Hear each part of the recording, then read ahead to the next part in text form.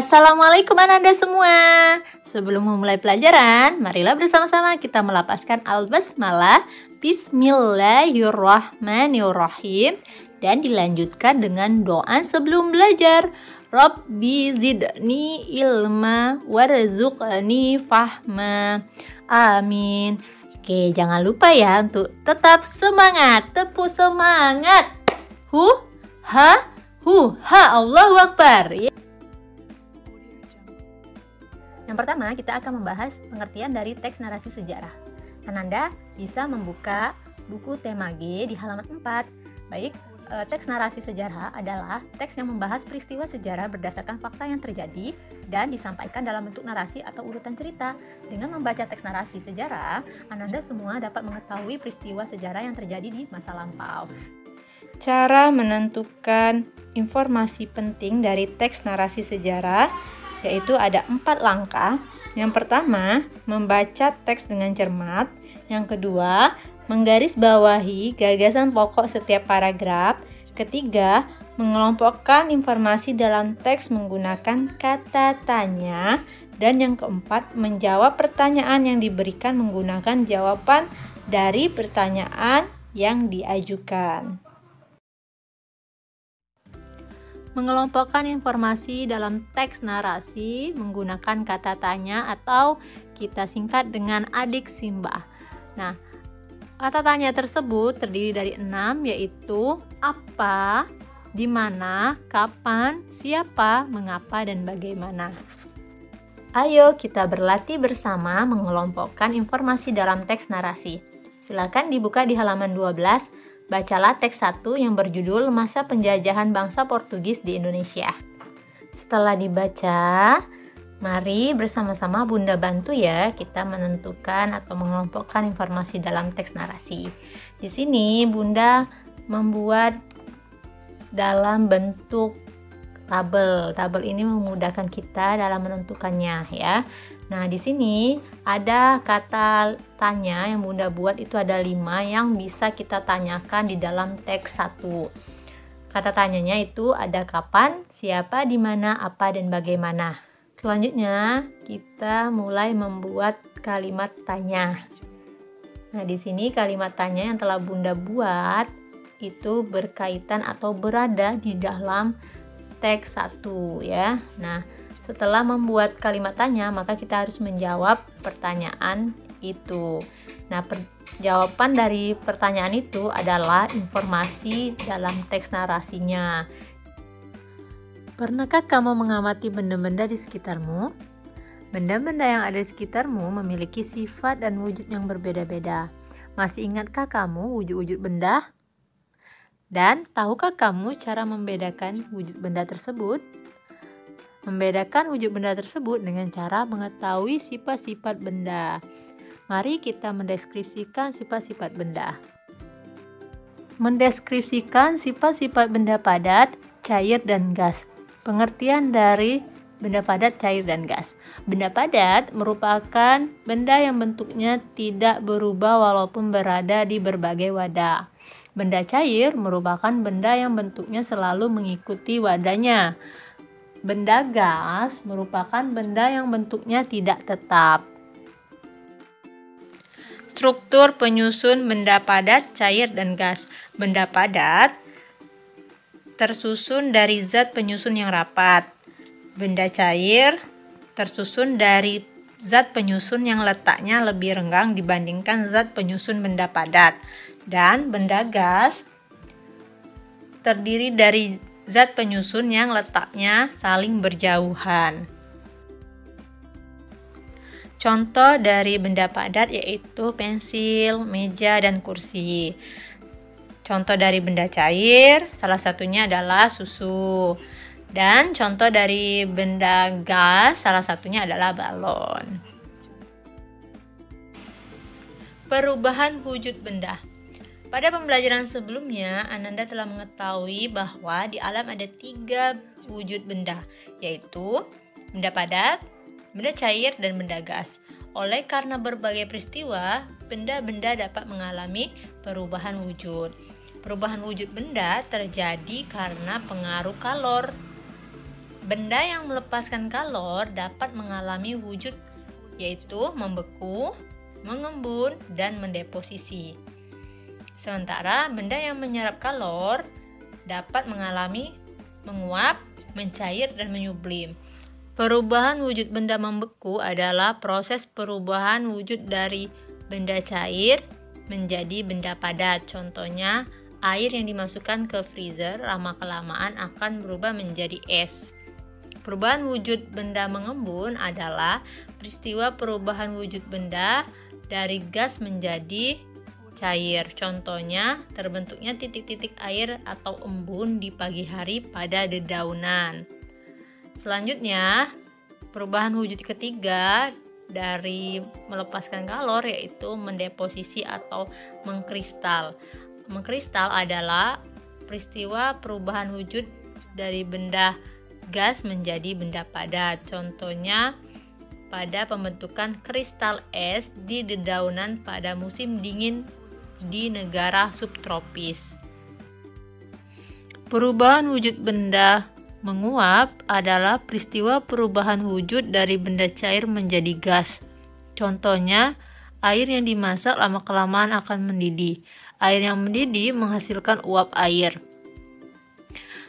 Perubahan wujud benda selanjutnya yaitu mencair adalah proses perubahan wujud dari benda padat menjadi cair. Contohnya, mentega yang dimasak lama-kelamaan akan mencair. Mentega dapat mencair karena menerima kalor dari kompor yang menyala. Selanjutnya yaitu menyublim.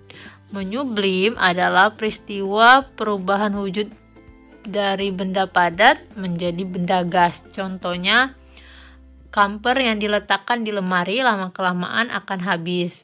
Hal itu terjadi karena kamper menyerap kalor dari lingkungan. Ada berbagai peristiwa dalam kehidupan kita. Ada peristiwa yang dialami diri sendiri, masyarakat, maupun peristiwa yang dialami bangsa dan negara. Salah satu peristiwa penting adalah peristiwa sejarah bangsa dan negara Indonesia.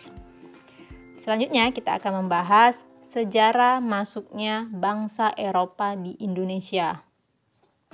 Kedatangan bangsa Eropa ke Indonesia dilatar belakangi jatuhnya Konstantinopel yang kini menjadi negara Turki ke tangan Kesultanan Turki Ottoman pada tahun 1453, sehingga bangsa-bangsa Eropa dilarang untuk datang dan berdagang di Konstantinopel. Akhirnya, bangsa-bangsa Eropa melakukan penjajahan kepulauan Nusantara untuk menemukan negeri penghasil rempah-rempah. Adapun faktor-faktor pendorong bangsa Eropa berlayar ke kepulauan Nusantara yaitu: pertama, keinginan untuk mendapatkan kekayaan atau gold.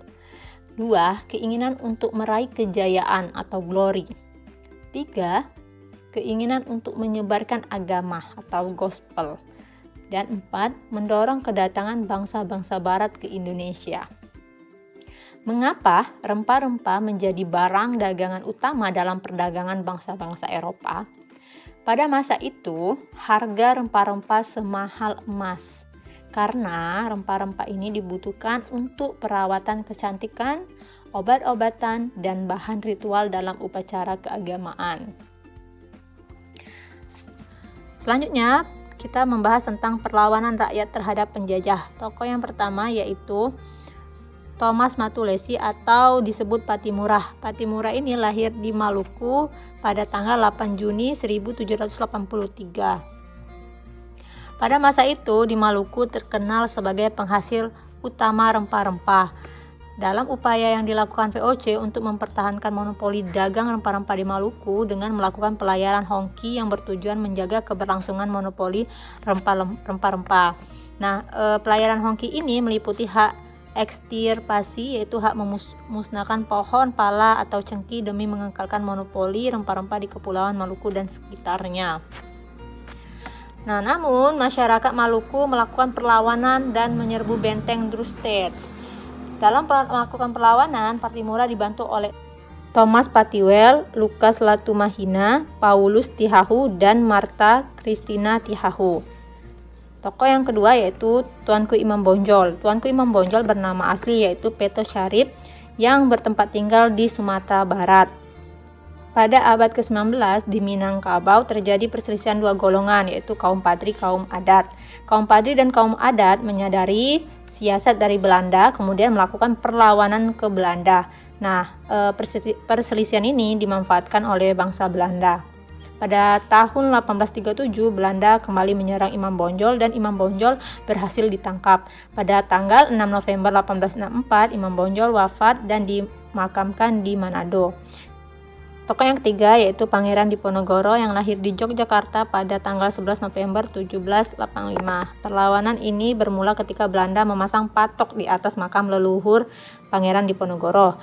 Nah, perlawanan ini dilakukan oleh Pangeran Diponegoro pada tahun 1825 sampai 1827. Pada tahun 1827, Belanda menggunakan siasat benteng Stelsel, yaitu mendirikan benteng-benteng di daerah yang sudah dikuasai oleh Belanda. Nah, pihak Belanda menjebak Pangeran Diponegoro melalui siasat perundingan, sehingga Pangeran Diponegoro tertangkap dan diasingkan ke Manado di Sulawesi Utara. Pada tahun 1834, Pangeran Diponegoro dipindahkan ke Makassar. Pangeran Antasari.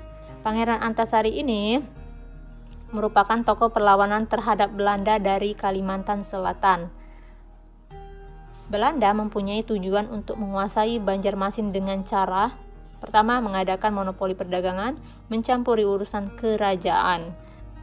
Dalam melakukan perlawanan, Pangeran Antasari dibantu oleh 4 tokoh yaitu Kiai Damang Laman, Haji Nasrun, Kiai Lalang, dan Haji Bayusin. Pada tahun 1860, perlawanan dilakukan oleh Pangeran Antasari. Perang yang dinamakan yaitu Perang Sabil. Beliau wafat pada tanggal 11 Oktober 1862. Perlawanan rakyat Buleleng terjadi di Pulau Bali pada tahun 1846. Adapun hal yang melatar belakangi perlawanan rakyat Buleleng yaitu Belanda tidak menerima kapalnya diberlakukan hukum tawan karang. Belanda memberi ultimatum dan Raja Buleleng menolaknya. Di Bali, hukum yang berlaku adalah hukum tawan karang, ya, di mana kerajaan di Bali memiliki hak untuk merampas muatan kapal yang terdampar di wilayah kerajaannya. Pasukan Belanda disambut oleh Pati I Gusti Ketut Jalatik dan di sana mereka melakukan perang habis-habisan yaitu Perang Puputan. Perlawanan Sisingamangaraja terjadi pada tahun 1889 di Sumatera Utara. Dari perlawanan tersebut, banyak prajurit yang gugur di medan perang. Namun, sikap Simangaraja mengambil sikap tetap bertahan. Pada tahun 1907, pasukan Belanda menyerang pasukan pertahanannya dan Sisingamangaraja pun gugur pada tanggal 17 Juni 1907.